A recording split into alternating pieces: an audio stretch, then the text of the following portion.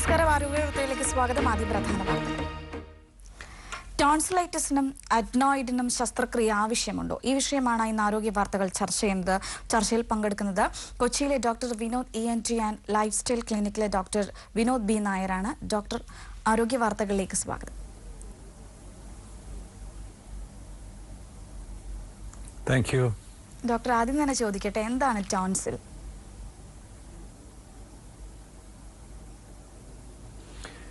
Tonsil എന്ന് പറയുമ്പോൾ നമ്മൾ സാധാരണതയിൽ നമ്മുടെ ഒരു ആദ്യത്തെ പ്രതിരോധ കവാടം എന്ന് പറയുന്നത്, നമ്മുടെ ശരീരത്തിന്റെ ആദ്യത്തെ പ്രതിരോധ കവാടം എന്ന് പറയുന്നത് ഈ ടോൺസിലുകളും, നമ്മുടെ ടോൺസിൽ എന്ന് പറഞ്ഞാൽ തൊണ്ടയുടെ ഉള്ളിൽ നമുക്ക് കാണാൻ പറ്റുന്ന വിധത്തിലുള്ള ടോൺസിലുകളും മൂക്കിന്റെ പുറകിലുള്ള അഡിനോയിഡുമാണ്. ഇത് സാധാരണതയിൽ ഈ ടോൺസിലുകളെയും അഡിനോയിഡുകളെയും ഒരുമിച്ചാണ് നമ്മൾ പലപ്പോഴും സംസാരിക്കുന്നതും പറയുന്നത്. ഇത് ലിംഫോയിഡ് ടിഷ്യൂ എന്ന് പറയും.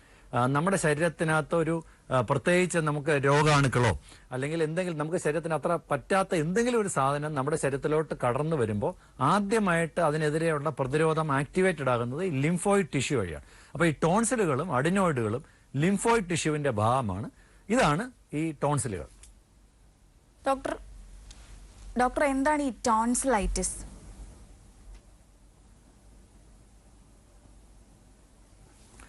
എവിടെയൊക്കെ ഐറ്റിസ് എന്ന് മെഡിസിനിൽ പറയുന്നു അതിനെ നമ്മൾ ഇൻഫ്ലമേഷൻ എന്നാണ് പറയുന്നത്. അപ്പൊ ടോൺസിലിൽ വരുന്ന ഇൻഫെക്ഷനെയാണ് ടോൺസിലൈറ്റിസ് എന്ന് പറയുന്നത്. അഡിനോയിഡിൽ വരുന്ന ഇൻഫെക്ഷനെയാണ് അഡിനോയിഡൈറ്റിസ് എന്ന് പറയുന്നത്. അപ്പോൾ നമുക്ക് ടോൺസിലൈറ്റിസ് നമ്മൾ പറയുമ്പോൾ സാധാരണ രോഗികൾ വന്നിട്ട് നമ്മൾ പറയുന്നത്, ഡോക്ടർ എനിക്ക് ടോൺസിൽ ഉണ്ടെന്ന്. അത് തികച്ചും തെറ്റായ ഒരു പ്രയോഗമാണ്. എല്ലാവർക്കും ടോൺസിലുണ്ട്, പക്ഷെ ടോൺസിലൈറ്റിസ് അസുഖമാണ്, അത് കുറച്ച് പേർക്ക് മാത്രമേ ഉള്ളൂ. അപ്പോൾ ടോൺസിലിൽ വരുന്ന ഇൻഫെക്ഷനെയാണ് ടോൺസിലൈറ്റിസ് എന്ന് പറയുന്നത്. ഇത് തന്നെ രണ്ട് തരമുണ്ട്. അക്യൂട്ട് ടോൺസിലൈറ്റിസ് ഉണ്ട്, ക്രോണിക് ടോൺസിലൈറ്റിസ് ഉണ്ട്. അക്യൂട്ട് ടോൺസിലൈറ്റിസ് എന്ന് പറഞ്ഞാൽ പെട്ടെന്ന് വരുന്ന തൊണ്ടവേദന, ഒരു കുഴപ്പമൊന്നും ഉണ്ടായിരുന്നില്ല, പെട്ടെന്ന് നമുക്കൊരു തൊണ്ടവേദന വരുന്നു, പനിയോടുകൂടി തൊണ്ടവേദന വരുന്നു, അതിനെയാണ് നമ്മൾ അക്യൂട്ട് ടോൺസിലൈറ്റിസ് എന്ന് വരുന്നത്. സ്ഥിരമായിട്ട് വന്നുകൊണ്ടിരിക്കുന്ന, ഇടയ്ക്കിടയ്ക്ക് വന്നുകൊണ്ടിരിക്കുന്ന തൊണ്ടവേദനയ്ക്കാണ് അല്ലെങ്കിൽ ടോൺസിലിന്റെ ഇൻഫെക്ഷനെയാണ് ക്രോണിക് ടോൺസിലൈറ്റിസ് എന്ന് പറയുന്നത്. അതുപോലെ അഡിനോയിഡിന്റെ ഇൻഫെക്ഷനെ അഡിനോയിഡൈറ്റിസ് എന്ന് പറയും. ഡോക്ടർ, ഈ എല്ലാ തൊണ്ടവേദനയും ഈ ടോൺസിലൈറ്റിസിന്റെ ലക്ഷണം തന്നെയാണോ, അല്ലെങ്കിൽ ടോൺസിലൈറ്റിസിന്റെ മറ്റ് ലക്ഷണങ്ങൾ എന്തൊക്കെയാണ്?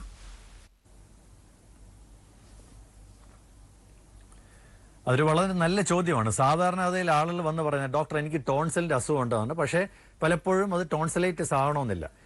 എല്ലാ തൊണ്ടവേദനയും ടോൺസിലൈറ്റിസ് ആണെന്ന് വെച്ചാൽ അല്ലെന്നാണ് ഉത്തരം. കാരണം ഞാൻ ടോൺസിലിന് ചുറ്റിനുമുള്ള ഭാഗത്തിന് ഫാരിങ്സ് എന്നാണ് പറയുന്നത്. അവിടെ വരുന്ന ഇൻഫെക്ഷന് ഫാരിഞ്ചൈറ്റിസ് എന്ന് പറയും. അപ്പൊ ശരിക്കും പറഞ്ഞാൽ സാധാരണ അതിൽ ഏറ്റവും കൂടുതൽ വരുന്ന തൊണ്ടവേദന എന്ന് പറഞ്ഞാൽ വൈറൽ ഫാരിഞ്ചൈറ്റിസ് ആണ്. ഫാരിങ്സിൽ വരുന്ന ഒരു വൈറൽ ഇൻഫെക്ഷനാണ് സാധാരണ അതിൽ നമ്മൾ വൈറൽ ഫാരിഞ്ചൈറ്റിസ്. അതാണ് തൊണ്ടവേദനയ്ക്ക് ഏറ്റവും അധികം കാരണം. അപൂർവമായിട്ട് പല കാരണങ്ങൾ, ഇപ്പൊ തൊണ്ടയിൽ വരുന്ന ഒരു ആഫ്തസ് അൾസർ എന്ന് പറയും, നമ്മുടെ വായിൽ പുണ്ണെന്ന് പറയും, അത് ടോൺസിലിന്റെ ഭാഗത്ത് വരികയാണെങ്കിൽ അതും തൊണ്ടവേദനയ്ക്ക് കാരണമാകും സാധാരണ അതിൽ. പക്ഷേ ഏറ്റവും കൂടുതൽ തൊണ്ടവേദനയുടെ കാരണം നേരത്തെ പറഞ്ഞ ഫാരിഞ്ചൈറ്റിസും ടോൺസിലൈറ്റിസുമാണ്. നമ്മളിപ്പോൾ കറുത്ത പക്ഷി പറന്നു പോകുന്നത് നമ്മുടെ നാട്ടിൽ കണ്ടാൽ കാക്കയാണെന്ന് നമ്മൾ ഊഹിക്കാം എന്നുള്ളതുപോലെ ഏറ്റവും സാധാരണയായി കാണുന്ന തൊണ്ടവേദനയുടെ കാരണം ഫാരിഞ്ചൈറ്റിസും ടോൺസിലൈറ്റിസുമാണ്. മറ്റ് ലക്ഷണങ്ങൾ എന്നെപ്പറ്റി ചോദിച്ചപ്പോൾ മറ്റ് ലക്ഷണങ്ങൾ എന്ന് പറഞ്ഞാൽ ഏറ്റവും പ്രധാനമായിട്ട് തൊണ്ടവേദന, ചിലപ്പോൾ ഞാൻ നേരത്തെ പറഞ്ഞ ഒരു പനി കാണും, പിന്നെ മൊത്തത്തിലൊരു ക്ഷീണം, ദേഹം വേദന, ഇതൊക്കെ ടോൺസിലൈറ്റിസിന്റെ പ്രധാനപ്പെട്ട കാരണമാണ്. പലർക്കും ടോൺസിലൈറ്റിസിന്റെ തൊണ്ടവേദന എങ്ങനെയാണെന്ന് അറിഞ്ഞുകൂടാ. നമ്മൾ ഉമിനീരിറക്കുമ്പോഴോ ആഹാരം കഴിക്കുമ്പോഴോ വേദന കൂടുന്നുണ്ടെങ്കിൽ മാത്രമാണ് അത് ടോൺസിലൈറ്റിസ് എന്ന് പറയുന്നത്. ഉദാഹരണത്തിന് തൊണ്ടയിൽ നമുക്ക് എന്തോ ഒരു കുഴപ്പം പോലെ, തടസ്സം പോലെ ഇരിക്കുന്നതിന് ആൾ വന്നിട്ട് ഡോക്ടർ എനിക്ക് തൊണ്ടവേദന എന്ന് പറയും. ഇത് നമ്മൾ വീണ്ടും വീണ്ടും കൃത്തിച്ച് ചോദിക്കുകയാണെങ്കിൽ ഇത് ടോൺസിലൈറ്റിസിന്റെ പെയിനേ അല്ലെന്ന് നമുക്ക് ബോധ്യപ്പെടും. അപ്പൊ നമ്മൾ സാധാരണ ഡോക്ടർമാർ രോഗികളോട് ചോദിക്കും, നിങ്ങൾക്ക് എപ്പോഴാണ് വേദന? എപ്പോഴും വേദനയാണോ, അതോ ഉമിനീരിറക്കുമ്പോഴോ ആഹാരം ഇറക്കുമ്പോഴോ ആ വേദന കൂടുന്നുണ്ടോ? സാധാരണഗതിയിൽ ഫാരിഞ്ചൈറ്റിസിന്റെയും ടോൺസിലൈറ്റിസിന്റെയും വേദന ആ ഉമിനീരിറക്കുമ്പോൾ അല്ലെങ്കിൽ ആഹാരം കഴിക്കുമ്പോൾ വേദന വല്ലാണ്ട് കൂടും, ഒന്നല്ലേ ചെറുതായിട്ടെങ്കിലും ഒന്ന് കൂടും. ഇതാണ് ടോൺസിലൈറ്റിസിന്റെ വേദനയുടെ ലക്ഷണം. പിന്നെ നമ്മൾ നോക്കുമ്പോൾ, ഒരു ഡോക്ടർ നോക്കുമ്പോൾ കാണുകയാണെങ്കിൽ ടോൺസിൽ ചിലപ്പോൾ പസ ഉണ്ടാവും, ടോൺസിൽ വീർത്തിരിക്കും. ഇപ്പൊ ENT ഡോക്ടർമാരെ സംബന്ധിച്ചോളം ടോൺസിലിന്റെ വലിപ്പം ടോൺസിലൈറ്റിസിന്റെ ലക്ഷണമല്ല എന്നുള്ളതാണ്. പിന്നെ നമ്മുടെ ഈ ഭാഗത്തുണ്ടാകുന്ന ചില വീക്കവും ടോൺസിലൈറ്റിസിന്റെ ലക്ഷണമായിട്ട് ഡോക്ടർമാർ കണ്ടുപിടിക്കാറുണ്ട്. അപ്പൊ രോഗിക്ക് പലപ്പോഴും അറിയണമെന്നില്ല. അപ്പൊ ഇവിടുത്തെ വേദന പോലും ടോൺസിലൈറ്റിസിന്റെ ലക്ഷണമാകാം. ഡോക്ടർ, ഇപ്പോൾ ഈ ടോൺസിലൈറ്റിസിന് നിലവിൽ എന്തൊക്കെ ചികിത്സയാണ് ലഭ്യമായിട്ടുള്ളത്?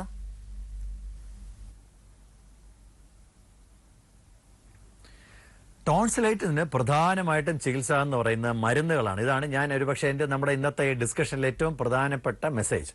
അക്യൂട്ട് ടോൺസിലൈറ്റിസിന് പെട്ടെന്നുണ്ടാകുന്ന തൊണ്ടവേദന, പനി, ഇതിനൊക്കെ കൂടെയുള്ള ട്രീറ്റ്മെന്റ് ഇതിനകത്ത് ഞാൻ പറഞ്ഞു 2 തരം ടോൺസിലൈറ്റിസ് ഉണ്ട്. വൈറൽ ടോൺസിലൈറ്റിസ് എന്ന് പറഞ്ഞ് വേണേൽ തിയറട്ടിക്കലായിട്ട് വരാം, അല്ലെങ്കിൽ വൈറൽ ഫാരഞ്ചൈറ്റിസ്. ഇതിന് ആന്റിബയോട്ടിക്കുകൾ ആവശ്യമില്ല.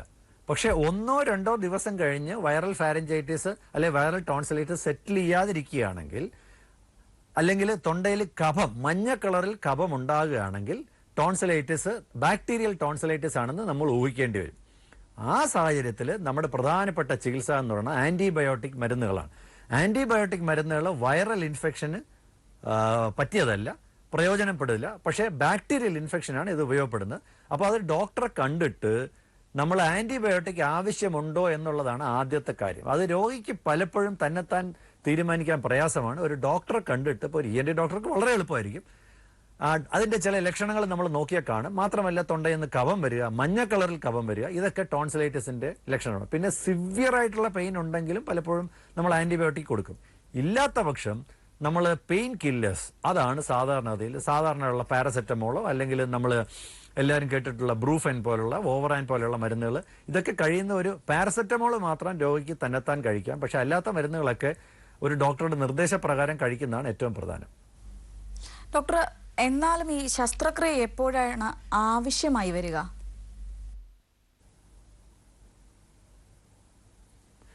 ഇതിലാണ് എനിക്ക് എൻ്റെ പേഴ്സണലായിട്ട് വളരെയധികം അഭിപ്രായ വ്യത്യാസമുള്ളത്.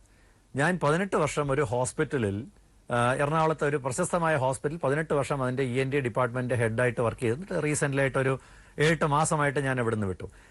ഞാൻ ഒരേ ഹോസ്പിറ്റലിൽ ഞാൻ മാത്രമായിട്ട് 18 വർഷമായിട്ട് രോഗികളെ കണ്ടതിൽ നിന്നുള്ള അനുഭവത്തിൽ നിന്ന് ഞാൻ പറയുന്നത്, നമ്മൾ യഥാസമയം ടോൺസിലൈറ്റിസ് കറക്റ്റായിട്ട് ചികിത്സിക്കുകയാണെങ്കിൽ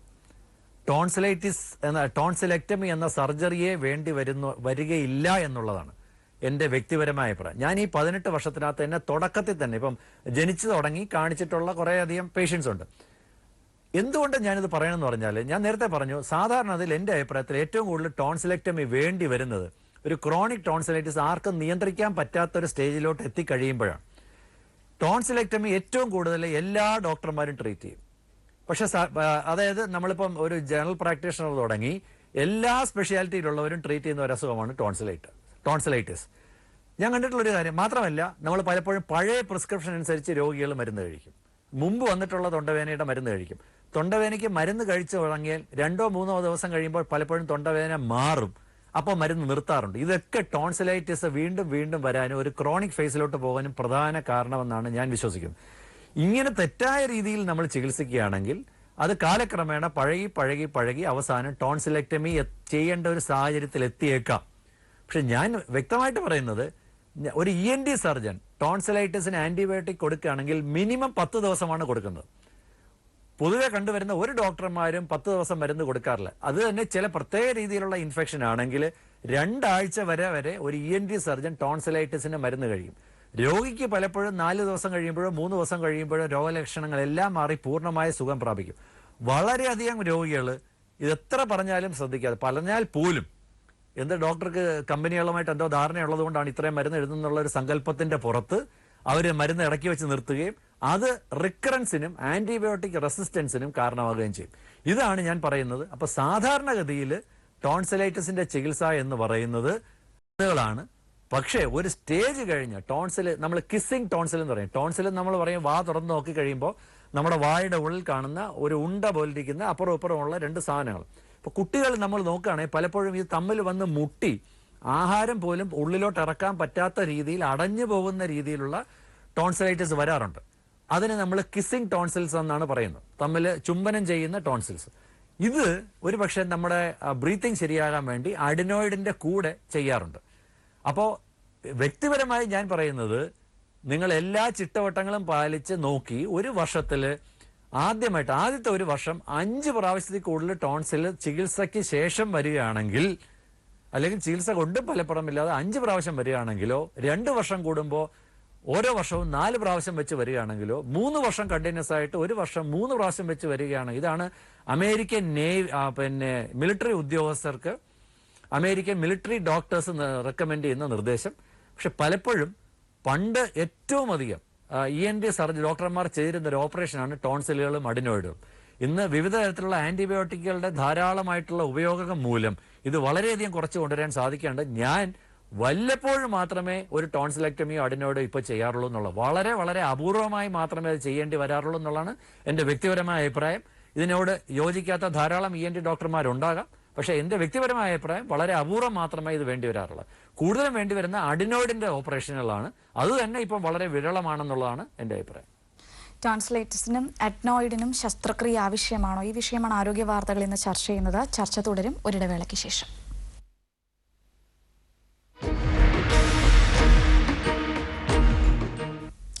ടോൺസിലൈറ്റിസിനും അഡ്നോയിഡിനും ശസ്ത്രക്രിയ ആവശ്യമുണ്ടോ? ഈ വിഷയമാണ് ആരോഗ്യ വാർത്തകൾ ഇന്ന് ചർച്ച ചെയ്യുന്നത്. ചർച്ചയിൽ പങ്കെടുക്കുന്നത് കൊച്ചിയിലെ doctor Vinod ENT and lifestyle ക്ലിനിക്കിലെ ഡോക്ടർ വിനോദ് B നായരാണ്. ഡോക്ടർ, ഇത് ശസ്ത്രക്രിയയില്ലാതെ മരുന്നുകൊണ്ട് മാത്രം പൂർണ്ണമായിട്ടും ഭേദമാകാൻ പറ്റുമോ? അങ്ങനെയാണെങ്കിൽ തന്നെ നമ്മുടെ ജീവിതശൈലിയിൽ നമ്മൾ എന്തെങ്കിലും മാറ്റം വരുത്തേണ്ടതുണ്ടോ?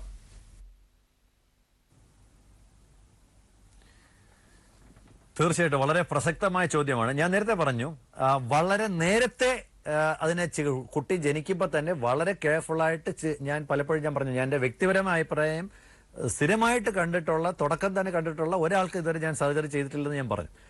പക്ഷെ പലപ്പോഴും നമുക്ക് സാധ്യമല്ല. പലപ്പോഴും നമ്മൾ പലയിടത്തും പോയിട്ട് പല രീതിയിലുള്ള പ്രശ്നങ്ങളും കാരണമാണ് അവസാനം ഒരു നിവൃത്തിയും ഇല്ലാതെ ഓപ്പറേഷൻ പറഞ്ഞിട്ടാണ് പലപ്പോഴും മറ്റു ഡോക്ടർമാർ ENT ഡോക്ടറുടെ അടുത്തോട്ട് വിടുന്നത്. അങ്ങനത്തെ സാഹചര്യങ്ങൾ പലപ്പോഴും ചിലപ്പോൾ ഇത് പ്രയാസമായിരിക്കും. എന്നിരുന്നാൽ കൂടി നമുക്കിപ്പോൾ ഞാൻ നേരത്തെ പറഞ്ഞു, അഡിനോയിഡ് ടോൺസിലിനെക്കാളും ഏറ്റവും കൂടുതൽ പ്രശ്നമുള്ള ഒരു സംഭവം കുട്ടികളുടെ മൂക്കിന്റെ പുറകിൽ തടസ്സം വന്നിട്ട് ശ്വാസം കിട്ടാത്ത രീതിയിൽ വരുന്ന അഡിനോയിഡിന്റെ പ്രോബ്ലമാണ് ഏറ്റവും സാധാരണയായി കണ്ടുവരുന്നത്. ഈ അഡിനോയിഡ് എന്ന് പറയും, ഞാൻ നേരത്തെ പറഞ്ഞു, ഒരു ലിംഫോയിഡ് ടിഷ്യൂ ആണെന്ന് പറഞ്ഞു. എപ്പോഴാണ് ഈ അഡിനോയിഡിനകത്ത് അഡിനോയിഡിന്റെ ഇൻഫെക്ഷനേക്കാളും കൂടുതൽ പ്രധാനം അഡിനോയിഡിന്റെ വലിപ്പമാണ്. ഈ മൂക്കിന്റെ പുറകുവശം പൂർണ്ണമായും അടഞ്ഞു പോകുന്ന സാഹചര്യത്തിൽ ഒരു പക്ഷേ അഡിനോയിഡിന് ഓപ്പറേഷൻ വേണ്ടിവരും. എന്താണ് അതിന്റെ ലക്ഷണങ്ങൾ? കുട്ടിക്ക് സ്ഥിരമായ കൂർക്കം വലി, വാ തുറന്നു വെച്ചേ ഉറങ്ങുള്ളൂ, കുട്ടി തിരിഞ്ഞും മറിഞ്ഞും കിടക്കും, വായിന്ന് പത വരും. ഇതൊക്കെയാണ് അഡിനോയിഡ് പൂർണ്ണമായും ബ്ലോക്ക് ചെയ്തിട്ടുണ്ടെങ്കിലുള്ള ലക്ഷണങ്ങൾ. പക്ഷേ ഈ അഡിനോയിഡ് എന്തുകൊണ്ട് വലുതായി എന്നുള്ളതാണ് വളരെ പ്രസക്തമായ ചോദ്യം.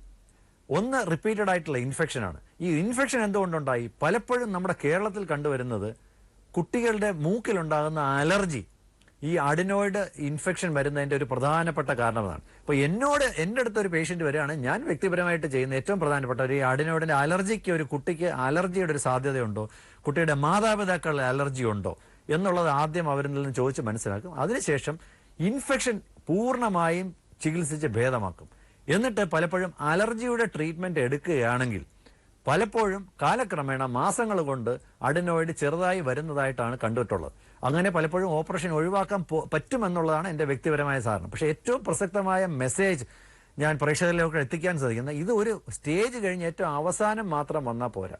വളരെ നേരത്തെ കുട്ടിക്ക് അലർജിയുടെ ലക്ഷണങ്ങൾ, പ്രത്യേകിച്ച് നിങ്ങളുടെ കുട്ടിയുടെ അമ്മയ്ക്കും അച്ഛനോ ഫാമിലിയിലോ അലർജിയുടെ ലക്ഷണങ്ങളുണ്ട്. എന്താണ് അലർജിയുടെ ലക്ഷണം? മൂക്കൊലിപ്പ്, തുമ്മല്, മൂക്കടപ്പ്, ഇത് സ്ഥിരമായിട്ട് ഇൻഫെക്ഷൻ വരികയാണെങ്കിൽ കുട്ടിക്കും അലർജിയുടെ ലക്ഷണങ്ങൾ ഉണ്ടാകാനുള്ള സാധ്യതയുണ്ടെന്നും ആ അലർജി, കുട്ടികളിലുണ്ടാകുന്ന അലർജി കുട്ടിയിൽ മൂക്കിന് ഇൻഫെക്ഷൻ വരുത്താനുള്ള സാധ്യത വളരെ കൂടുതലാണെന്നും അങ്ങനെ സ്ഥിരമായിട്ട് മൂക്കിൽ ഇൻഫെക്ഷൻ വരികയാണെങ്കിൽ കുട്ടിയുടെ അഡിനോയിഡ് കാലക്രമേണ വലുതാകാൻ സാധ്യതയുണ്ടെന്നും അത് അഡിനോയിഡ് വലുതാകാൻ കാരണമായേക്കും എന്നുള്ളതാണ് നമ്മൾ മനസ്സിലാക്കേണ്ടത്. മാത്രമല്ല, പലപ്പോഴും കുട്ടികൾക്ക് ആന്റിബയോട്ടിക് കൊടുക്കുവാൻ നമ്മുടെ മാതാപിതാക്കൾക്ക് വളരെ ഭയമാണ്. അവർ പലപ്പോഴും അങ്ങനെ ഇൻസിസ്റ്റ് ചെയ്യുന്നതുകൊണ്ട് പീഡിയാട്രീഷ്യൻസ് അതനുസരിച്ച് പലപ്പോഴും പെരുമാറാൻ നിർബന്ധിതരായി വരും. ഇപ്പൊ എന്നോട് വ്യക്തിപരമായിട്ട് ഒരു പേഷ്യന്റ് വന്നിട്ട് പേഷ്യന്റ് ഇഷ്ടം അനുസരിച്ച് ചികിത്സിക്കാൻ പറഞ്ഞാൽ ഞാൻ പലപ്പോഴും അതിന് വഴങ്ങാറില്ല. പക്ഷേ പലപ്പോഴും പീഡിയാട്രീഷ്യൻ ശിശുരോഗ വിദഗ്ധർക്ക് ഉണ്ടാകുന്ന ബുദ്ധിമുട്ട് എന്തെന്ന് പറഞ്ഞാൽ, ഇങ്ങനെ വാശി പിടിക്കുന്ന മാതാപിതാക്കളോട് അവര് ഇല്ല ആന്റിബയോട്ടിക് കൊടുക്കണമെന്ന് പറയുമ്പോൾ പലപ്പോഴും അവരവിടെ നിന്ന് ഒഴിഞ്ഞു പോകും. അപ്പൊ അത് വരാതിരിക്കാൻ വേണ്ടി അവരും പലപ്പോഴും ആന്റിബയോട്ടിക്കുകൾ ഒരു പരിധിക്ക് അപ്പുറത്തേക്ക് മാത്രമേ ഉപയോഗിക്കാൻ നിർബന്ധരാകുള്ളൂ. ചെറിയ ഡോസ് ഉപയോഗിക്കാൻ നിർബന്ധനാകും, നേരത്തെ നിർത്താൻ നിർബന്ധരാകും. ഇതൊക്കെ അഡിനോയിഡ് വീണ്ടും വീണ്ടും വരുന്നതിനും അഡിനോയിഡിന്റെ ഇൻഫെക്ഷൻ പൂർണ്ണമായി മാറാത്തതിനും ഒരു പ്രധാനപ്പെട്ട കാരണമാണ്. അപ്പോൾ അതുകൊണ്ട് നിങ്ങൾ ഡോക്ടർമാരെ അവരുടെ സ്വതന്ത്രമായ തീരുമാനത്തിന് വിടണമെന്നുള്ളതാണ് ഏറ്റവും പ്രധാനപ്പെട്ട ഒരു കാര്യം. മാത്രമല്ല, ഡോക്ടർമാർ നിർദ്ദേശിക്കുന്ന കാലയളവിൽ മരുന്നുകൾ കഴിക്കാനും വീണ്ടും അവരെ ചെന്ന് കണ്ട് കുഴപ്പമൊന്നുമില്ലെന്ന് ബോധ്യപ്പെടാനും വളരെയധികം ശ്രദ്ധിക്കേണ്ടതാണ്. ഡോക്ടർ, അഡിനോയിഡിന്റെ ഒരു സങ്കീർണ അവസ്ഥയിൽ ഓപ്പറേഷൻ അത്യാവശ്യമായി വരില്ലേ?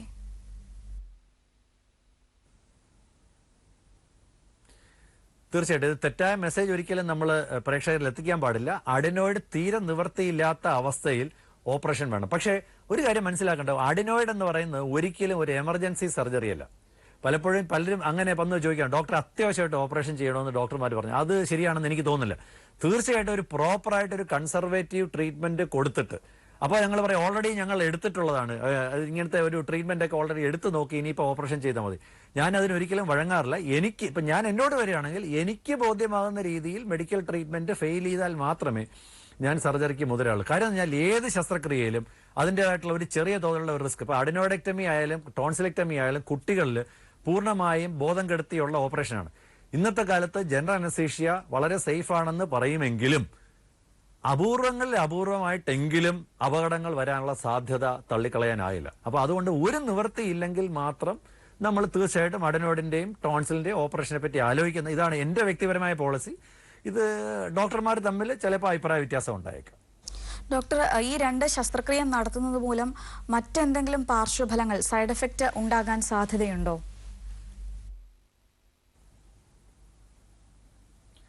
ഇതും ഒരു പക്ഷേ പലപ്പോഴും തെറ്റിദ്ധാരണയിൽ നിന്ന് ഉടലെടുക്കുന്ന ഒരു ചോദ്യമാണ്. ഞാൻ പറഞ്ഞു, നമ്മുടെ ശരീരത്തിന് ആവശ്യമില്ലാത്ത ഒരു അവയവവുമില്ല. ആവശ്യമുള്ള അവയവങ്ങൾ മാത്രമേ ശരീരത്തിന് ഉള്ളൂ. എപ്പോഴാണ് നമ്മൾ അഡിനോയിഡും ടോൺസിലും റിമൂവ് ചെയ്യുന്നത്? അവ നമ്മുടെ ശരീരത്തിൽ ഇരിക്കുന്നത് അവിടെ ഇരിക്കുന്നതിനേക്കാളും കൂടുതൽ ദോഷമാണ് എന്ന് ഡോക്ടർക്ക് തോന്നിയാൽ, ഈ ടോൺസിലുകളും അഡിനോയിഡുകളും അവിടെ ഇരിക്കുന്നത് എടുത്തു കളയുന്നതിനേക്കാൾ കൂടുതൽ ദോഷമാണെന്ന് തോന്നുകയാണെങ്കിൽ തീർച്ചയായിട്ടും നമ്മൾ അതിനെപ്പറ്റി, ഓപ്പറേഷനെ പറ്റി ആലോചിക്കും. ഇനി ഒരു രോഗി അഡിനോയിഡും ടോൺസിലുകൾ എടുത്തു കളഞ്ഞു എന്ന് വെക്കുക, എന്തെങ്കിലും ദോഷമുണ്ടോ എന്ന് വെച്ചാൽ മറ്റ് ലിംഫോയിഡ് ടിഷ്യൂകൾ അതിന്റെ സ്ഥാനം ഏറ്റെടുക്കുകയും ഇതുവരെ എത്രയോ വർഷമായിട്ട് കാലാകാലങ്ങളായിട്ട് ചെയ്തിട്ടുള്ള ഒരു ഓപ്പറേഷനാണ് അഡിനോയിഡും ടോൺസിലുകളും. മറ്റ് ദോഷങ്ങളൊന്നും കണ്ടിട്ടില്ല എന്നുള്ളതാണ്. പക്ഷെ ഞാൻ ഇപ്പോഴും വീണ്ടും പറയുന്നത്, എൻ്റെ വ്യക്തിപരമായ പോളിസിയിൽ അഡിനോയിഡും ടോൺസിലുകൾ ഒരു നിവൃത്തിയില്ലാത്തൊരു സാഹചര്യത്തിൽ മാത്രമാണ് നീക്കം ചെയ്യാൻ ഞാനായിട്ട് നിർദ്ദേശിക്കുന്നത്. പക്ഷെ ചെയ്തു കഴിഞ്ഞാൽ എന്തെങ്കിലും ദോഷമുണ്ടോ എന്നുള്ളത്, ഒന്ന് ഓപ്പറേഷൻ്റെ ആയിട്ടുള്ള ഒരു റിസ്ക് ഉണ്ട് ചെറുതായിട്ടെങ്കിലും, അല്ലാതെ മറ്റുള്ള അവയവങ്ങൾ അതിൻ്റെ സ്ഥാനം ഏറ്റെടുക്കുന്നതായിട്ടാണ് കണ്ടുവരുന്നത്. അതുകൊണ്ട് തെറ്റിദ്ധാരണ പാടില്ല. അഡിനോയിഡും ടോൺസിലുകളും ചെയ്യണമെന്നൊരു ഡോക്ടർ നിർബന്ധം പറയുകയാണെങ്കിൽ തീർച്ചയായിട്ടും അത് ഉപയോഗപ്രദമായിരിക്കാനാണ് സാധ്യത. ഡോക്ടർ, താങ്കൾ പറയുകയുണ്ടായി ഇതിന് കൃത്യമായിട്ട് ചികിത്സ വേണമെന്ന്. പ്രത്യേകിച്ച് താങ്കൾ നേരത്തെ സൂചിപ്പിച്ചു, പഴയ കുറിപ്പടി നോക്കി ആളുകൾ അതേ മരുന്ന് തന്നെ പിന്നെയും ഉപയോഗിക്കുന്ന ഒരു പ്രവണത കണ്ടുവരുന്നുണ്ട്. ഈ രോഗം കൃത്യസമയത്ത് ചികിത്സിച്ചില്ല എങ്കിൽ അത് എത്രത്തോളം ദോഷമുണ്ടാക്കും?